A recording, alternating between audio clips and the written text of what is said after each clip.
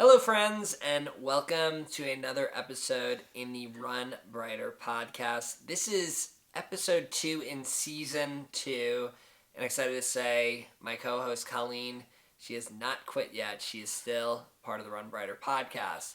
And Colleen, I know we talked a little bit before this episode about the topic we wanted to talk about.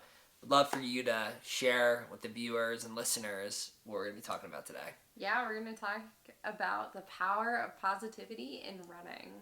Absolutely. So, I think the reality of it is in this world we live in, there's a lot of negativity that we see and hear on a daily basis. Sometimes in our control, a lot of times actually out of our control, whether that is on TV, the news, or just things that are thrown in our face, such as commercials, could be negative.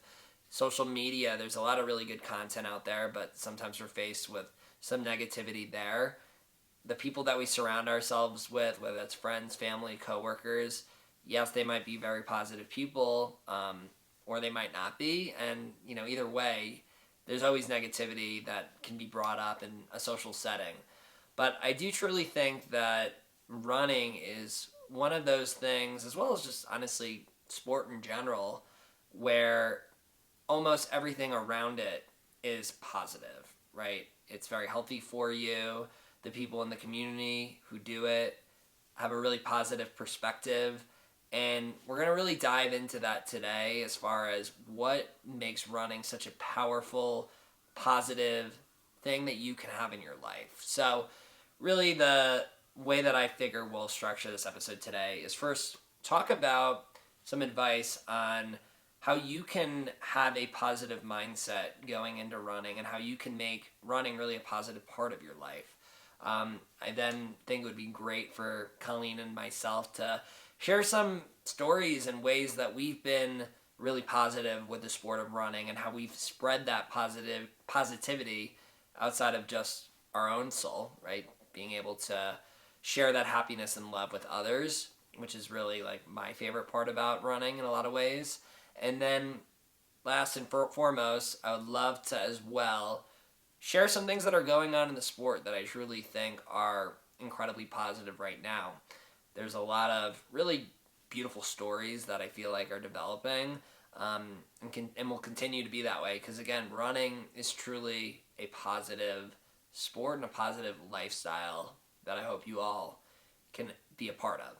So welcome to the episode. We're going to dive right in. All right, so Colleen, I would love to hear from you first.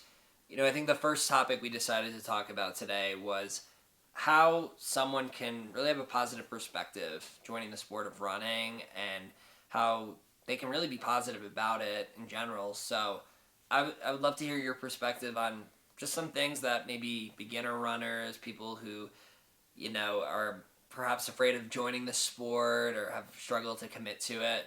What are some ways in which they can have a positive perspective as well as spread positivity within running? Yeah, I think one of the biggest things whenever you go into trying anything new is to really figure out why you're going into it, kind of come up with a reason for it. And I think keeping that in mind whenever times get tough is a good thing to be able to kind of have in your back pocket. But I also really acknowledge that running, especially if you are seeing a lot of running influencers or you see all these world records being broken and the runners at the Olympics, it can be really intimidating and it can be scary to muster up the courage to go out on that first run knowing that you're probably going to be walking a lot of it and doing a little bit of jogging.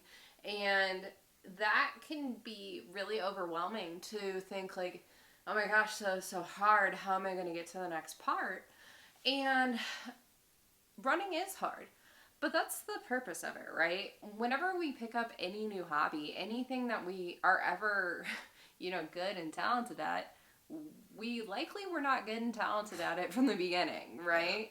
And so, just like cooking, just like crafting, just like public speaking, teaching, whatever you do in your profession, you were not an expert at it at the beginning. You were not fantastic. And if you were, good for you, but that's probably not the case. But just as those other pursuits were worth practicing and getting better at, so too can be running or any hobby that you do. Yeah, I mean, I think having the perspective of viewing running almost like a video game in real life could be really helpful too for many. The first time you pick up the controller and you try to play a game, you most likely don't know how to play. You probably need to go through the tutorial, play with other players, maybe watch videos online. Same things with running. And guess what? It's also really helpful to just go out and do it, right? You might not know what the X button does or the right thumbstick, but once you start clicking the buttons and doing it on a consistent basis, you end up getting better at it. Now, I know some people might play video games for 12 hours straight and become better at it. I don't recommend that approach. I think that's the one difference. But I think taking maybe those 12 hours and spreading that across a month, for example, right, and balancing it and getting better and better each day that you get out. At the beginning, you're not going to know how to run. You're not going to have any clue as far as what to do. Or maybe you played the game in the past, maybe you ran in the past, right? And so when you get back into it, you're not going to be nearly as good at a video game after 3 years of not playing a video game, right? But then you quickly pick it up back again and you eventually get to the point that you were, and then you can quickly start improving again. But I think what's special about running, just like a video game, right, is when you're early on in it, you're going to have a lot of like milestones and things that you accomplish that are incredibly fulfilling, such as beating the first level of the game or unlocking a new character. Translating that into running, it might be running the furthest you've ever ran, getting a personal record in a race. While I do love that I've been running for now 16 years of my life, it was really special early on being able to constantly be seeing large levels of improvement. At this point now, like, I might only get a personal record once a year, but when I was first starting within running, I would probably get new records every few months. And the same is, within a video game. So I think it's a cool comparison and a cool mindset to think about when getting into running. Yeah, and I think it takes a lot of vulnerability and kind of curiosity of like, what would happen if I try and run for an extra 3 minutes? Oh, nothing horrible, right? But I think that that's something to keep in mind. And I also would encourage people to keep the idea of, running and getting better for yourself. Running is your own personal journey. Comparison is definitely the thief of joy, especially in this running sphere. It can be very overwhelming, but trying to focus on your personal gains and why you're doing it. Maybe you are running because you want to be healthier for your kids, because you want to be able to practice soccer with them, because you want to be able to be one of those 5K families and have it be a competition every year. Whatever it is for you, whatever gives you that personal motivation, I think can also help you stay more positive whenever you're focusing on your goals as opposed to any expectations that other people have who may think that you are not a runner because you're not running fast enough or whatever it may be. And you're still a runner. You're also still a runner if you walk, jog, because you are doing things that are challenging for your physical health. And anything that is faster than your walking pace is not walking. It is jogging or running. So. Yeah, I mean, I completely agree with you, Colleen. And I just think, like, when you're at the beginning, just don't compare yourself to anyone. Like, it's just not even, like, worth your time. You're doing something so incredibly new. So just be excited about being able to spend more time outside. When you get more sunlight, you're gonna be happier. That's like a scientifically proven thing. When you feel like you're productive, when you're being healthy and you're burning calories and you're doing something special, you're gonna feel good about that. So I think moral of the story is when you're getting started, just focus on learning, focus on doing the thing, and there's gonna be a lot that you're gonna really enjoy within the process. It's gonna be hard at points, you're gonna feel sore, but I think at the end of the day, you are going to really find a lot of positivity, not just when you're running, but within your daily life. The way that you start treating people, the level of focus that you have, all compared to what you had prior to the sport. There's amazing changes that come that you might not notice, and other people might not notice right away, but over time, those changes will happen, and you're just going to be like a much more happier, fulfilled version of yourself when running is in your life. I can almost guarantee it. I don't want to fully guarantee it, but more times than not, we see that happen. You can get into the sport with like a low barrier of entry, right? Like, you only need a pair of shoes.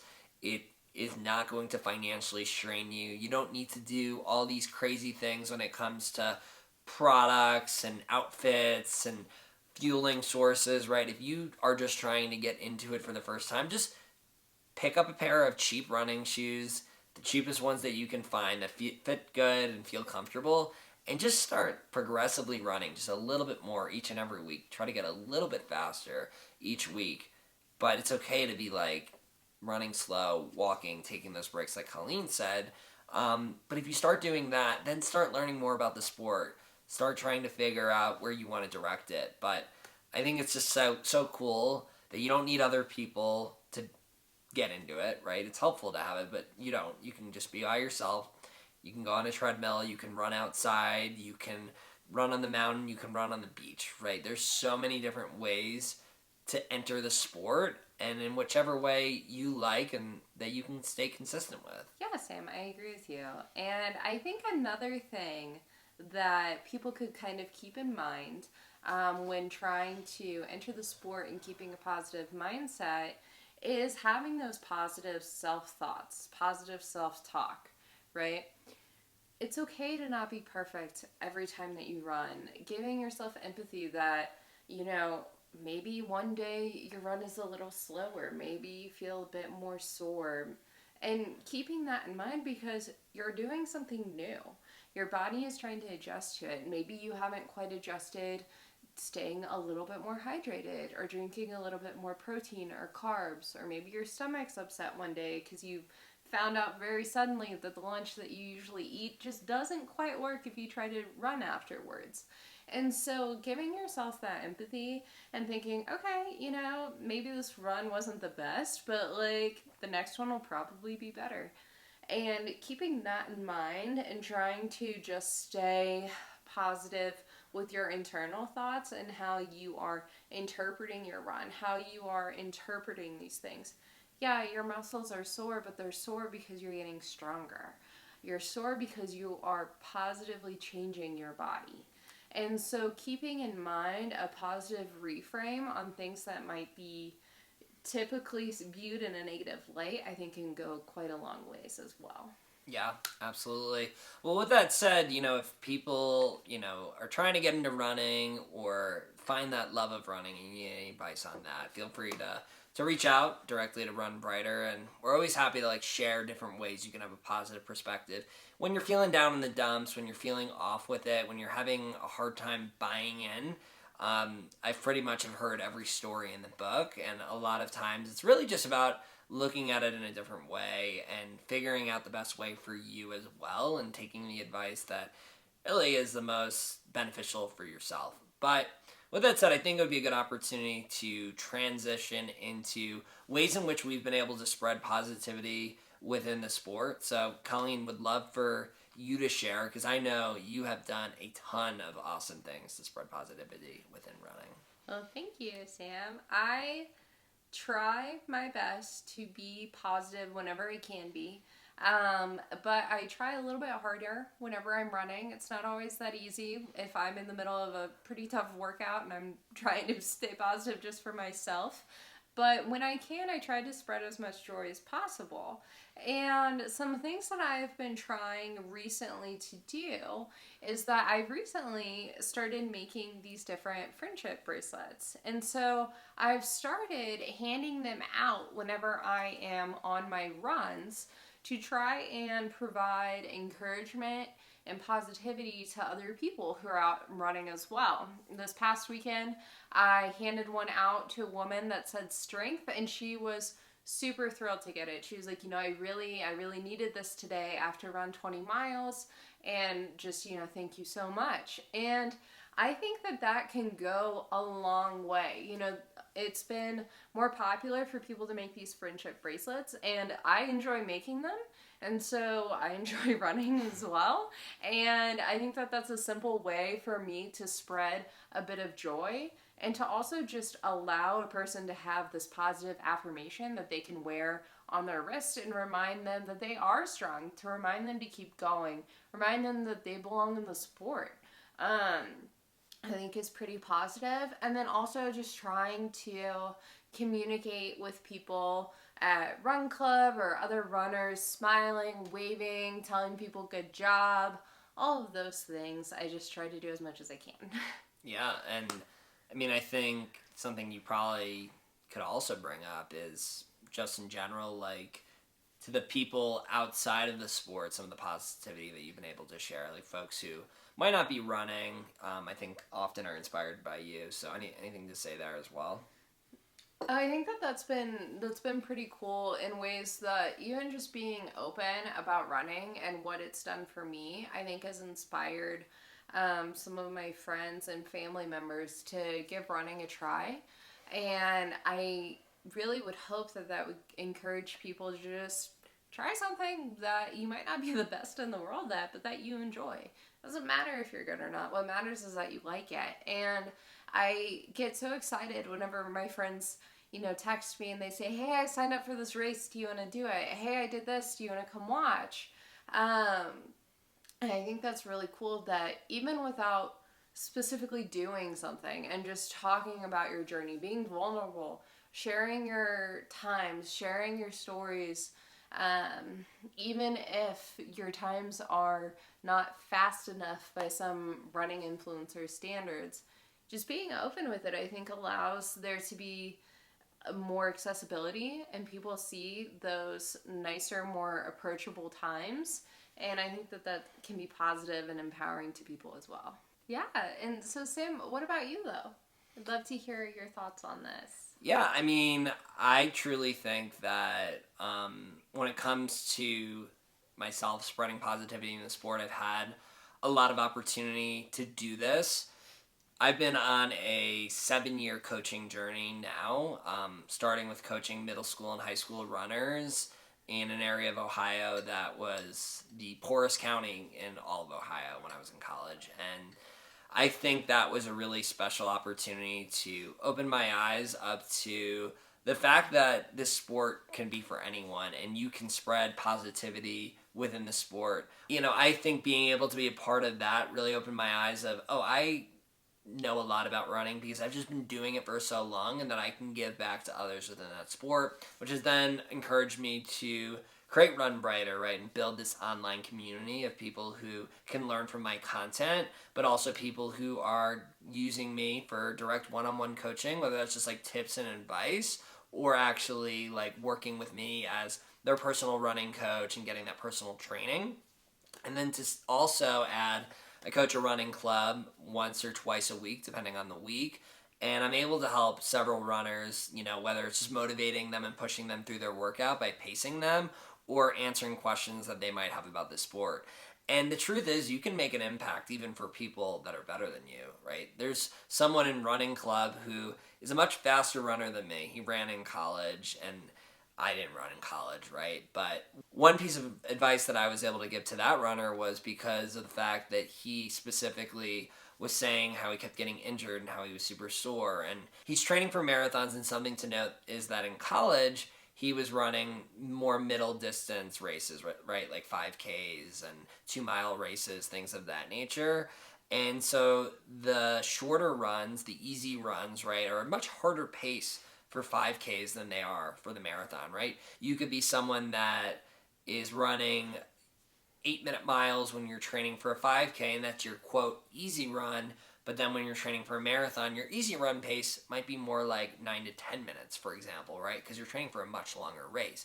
So I was able to pick up that runner was treating his easy runs like what they were when he was training for 5Ks. And so I was able to give him advice to take his easy runs a lot easier. And I'm not saying I'm directly the reason why, but he had a pretty substantial PR in the half marathon here a couple weeks ago. And hasn't been dealing with any injuries, right? And so I think there is certainly no one that you cannot spread help to. You might have some people that know advice that you already share, and that's okay, right? It doesn't mean they won't appreciate that advice.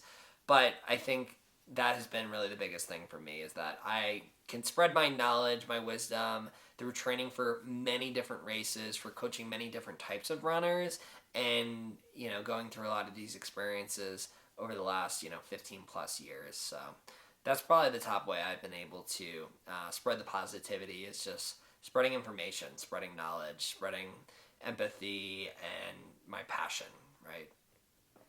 I think something too that was occurring to me as we were talking is something that we both do is we like to invite people to run or do races when we can, because sometimes it can be intimidating, as we talked about, to do running, but even going into a race setting, if you've your very first race, right, or you've been out of the sport for a while and you want to race but that seems way too big or too scary, running with people, right? We have had a couple of instances in which we have ran with friends. We've raced with friends. Sam, you got that nice gift for your mom of running a half marathon with her. And everyone has had like really positive experiences just from being invited to be included in the space as well. Yeah, totally. I mean, I've had group trips that I've planned with 5, 6 other people who have never ran a race of a specific distance, such as the Miami Half Marathon. I got 4 people to run their first half, and another person to run their first marathon within that experience, right? And like sometimes it's just being the captain and reaching out to people and being like, hey, like, I know you all like are kind of like beginner runners or you haven't ran, but like I think it would be really fun to do this race together, right? There's so many different ways to do this. There's relay races that exist. There's color runs and different fun runs that people can be a part of and do together. There's the I'm blanking on the word. What's that like obstacle course race that people like to do? Tough Mudder? Yeah, like Tough Mudders, for example. I appreciate that. That are more like group effort type races, right? When you approach someone with, hey, I want to do this with you, the likelihood that someone's going to want to be a part of it and join forces, it goes so much higher. For the marathon or the half marathon that Colleen brought up that I did with my mom, I didn't even ask her. I just signed her up for the race. It was a, quote, Mother's Day gift, but she was super pumped and excited, and we were able to have an awesome race and an awesome experience, and she's even referenced it as like a top 10 moment in her life, right? And so sometimes you just gotta do that for someone, and people are a lot more, and like yourself included, people can handle a lot more than they realize, right? And having the perspective that like I have this amazing gift of making it to this earth. Such a small chance of me actually being here, but guess what? I'm here. And I can do a few things with my life. I can be that person that just grabs life and pulls out as much as you can out of it, or you sit back and relax and watch what other people do. And I think if you're that person that's in the action, trying new things, doing difficult things that might be mentally and physically hard, that results in you really finding yourself, being a really good version of yourself. And so give yourself some credit and know like you are capable of trying this running thing out. You can convince other people to do the sport with you and find, a lot of fulfillment in yourself, but find fulfillment in spreading it to others too and seeing the impact it makes on their lives. All right, so with that said, would love to share some positive things that are really going on in the world of running today, because I do truly think there are some awesome things going on within this sport, and I don't think people always get to see it. So, Colleen, has there been anything that you've heard about going on recently that you'd like to bring up? Yeah, so there have been so many positive things going on in the world of running recently. As someone who has really been into a lot of trail running, something that has been really cool that has happened recently is a new course record being set for the Leadville 100 race. The Leadville 100 race is the race that we met at, and it is a 100-mile race through the mountains of Colorado. You have to go over numerous passes. It is absolutely grueling. You are at 10,000 foot of elevation or higher basically the entire time. And someone broke the course record by 15 minutes. And it was his first time ever running a 100-mile race, which is just absolutely mind-blowing. And I think it is just really cool, really phenomenal to see what the human body can do under extreme conditions and whenever you are doing something new, too. So that's been something cool that I've heard about. How about you, Sam? Yeah, I mean, I think we're going to be seeing a lot of records being broke in the sport of running over the years to come, just because of the fact that there's a lot more information out there at our disposal. There's better coaches, there's better products and technology and research and all of that. So I'm all for it, right? You know, as society grows and learns, the people that are part of it are going to accomplish more things and continue to inspire. I was really pumped to see Jakob Ingebrigtsen go ahead and break the 3,000 meter world record as well, which was amazing because, you know, in our previous podcast we were talking about the Olympics, right? This was not done in the Olympics. This was done, what, a week or two after the Olympics, Yeah. give or take? Yeah. And so he showed up and won a gold medal in the 5K. He also came in fourth place in the 1500, which that was a race that he pretty much lost at the last second in the Olympics. And I think it's very easy to have your summer fun after the Olympics. But Jakob was like, no, I did my job. I probably didn't do it as well as I'd like to. I'm going to go out there and continue to train, continue to race, and I want to take out as many world records as I can. So he already owns the 3,200 meter world record, but he was able to break the 3,000 meter world record by, I believe, almost like 3 or 4 seconds, which blew his mind. And it's crazy, too, because it's not like he's had all this time to recover and train post-Olympics, right? He's continuing to just go out and race. I know he has similar plans for the 1,500 meter race in the Diamond Series coming up in early September, September 5th, I believe is the day of the race. So, yeah, who knows what he's going to do. But both in track and field and on the trails, a lot of world records coming, it seems like. New York Roadrunners also made an announcement today, actually, about additional coverage for the races that they have. So you can always tune in live on ESPN for the New York City Half Marathon, which occurs, you know, every year in the month of November. But to add fuel to that fire, the New York City Half, the Fifth Avenue Mile, as well as I believe some other Roadrunners races, you'll have the opportunity to watch on, you know, your local networks, which I think is really cool. Of course, there's always streaming capabilities on their website, I believe, for those races. But I think the bigger picture is not just the people who want to watch the race being able to see it. It's the people who don't even realize that they might enjoy watching running. And when you watch something, sometimes you want to do it, right? Especially when it's something you feel that you can. So I think more eyes, more awareness on running will equal more runners. And so, yeah, just pumped about those two. Yeah. Just the increased awareness, I think, will just be fantastic for the running community. And another thing that, Sam, I think you probably will know a little bit more about this than I, but it was something that I briefly heard about the $100 million. Is that the correct Yeah, amount? $100 million. $100 million endowment to the National Parks Association. Yeah, I mean, that's tremendous news.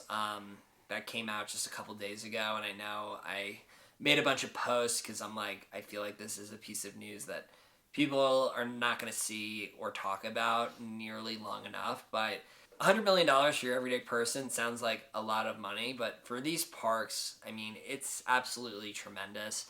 It future-proofs the parks, I think, is the biggest thing, right? We're going to deal with a lot of different environmental factors that could potentially affect the safety and longevity of these national parks and some of the beautiful parts of these parks, right? And so to have funds readily available, I mean, they haven't fully announced where the money is going, but I know that's like a top level of concern for people who love national parks is that, hey, like, will these parks be around 20 years from now in the same way that they are now? Well, I think having a grant like this come in are not only going to allow the parks to continue, but also give room for them to grow and build as well, which I think is really cool.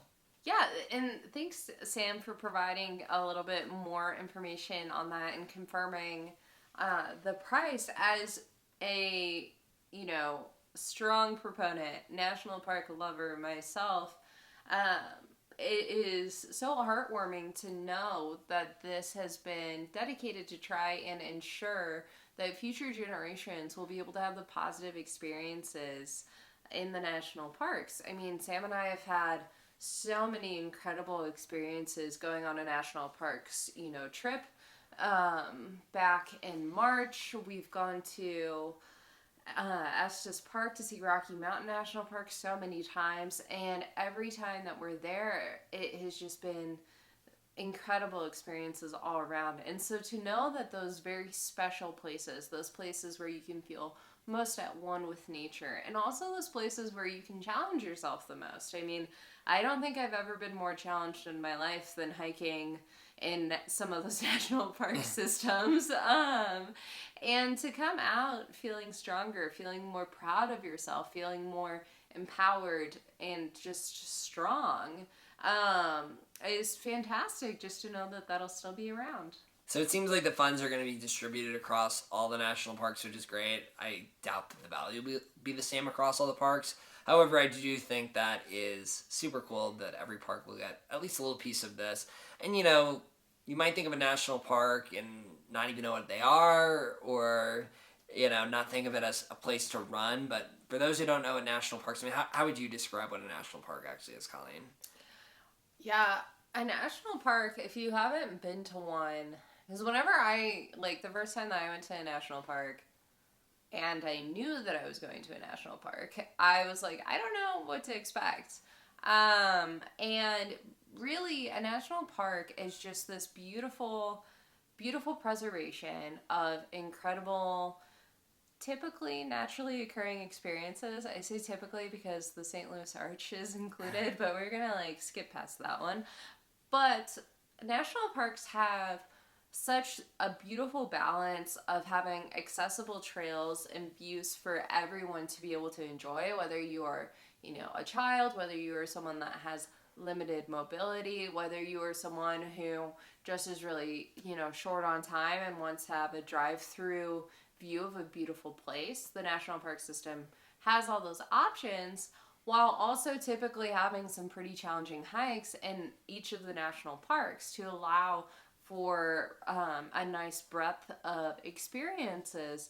And when I say that the national parks are large, they are vast. They are usually multiple hundreds, thousands of acres. The Rocky Mountain National Park, for example, it can take you multiple hours just to drive around the perimeter of it. It would take you so incredibly long. And there are places that are largely undisturbed. Typically there are, facilities available, but they are just these beautiful places that the government has decided should be preserved. And I think that that's just a fantastic opportunity. Yeah, and there are places as well that there's a lot of opportunity to run within them, right? Like, if you prefer to be out in nature, you want to be on a trail, you want to see some beautiful things, well, certain national parks have some awesome places to run. There are races that occur in national parks as well.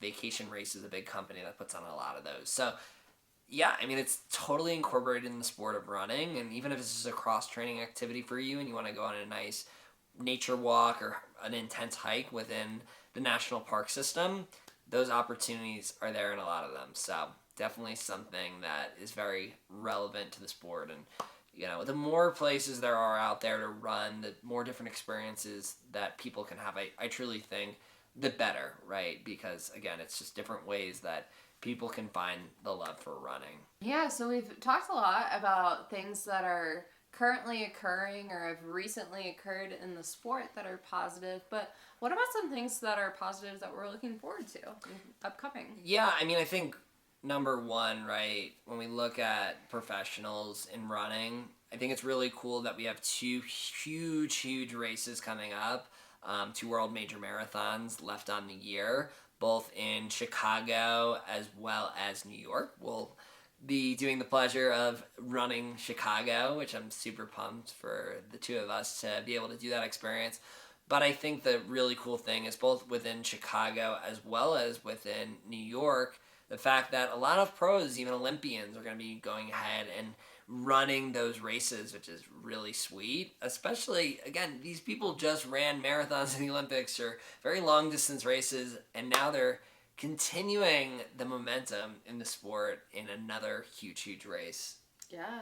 Seeing what these amazing athletes will do, seeing if anything super exciting happens in Chicago. It's a fast race, seeing if there's some new records. Who knows? I mean, anything can happen on the day.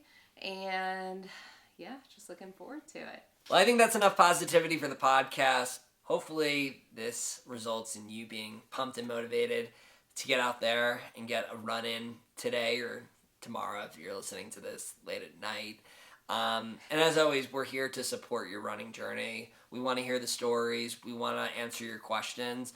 Feel free to leave comments with anything that you've learned from this episode or ways in which we can help you empower that positivity within the sport of running.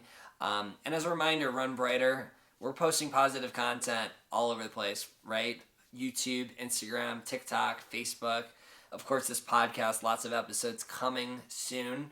And we appreciate any subscriptions, likes, good reviews, all that, as it helps us invest back into the platform and do the things that we're doing for you.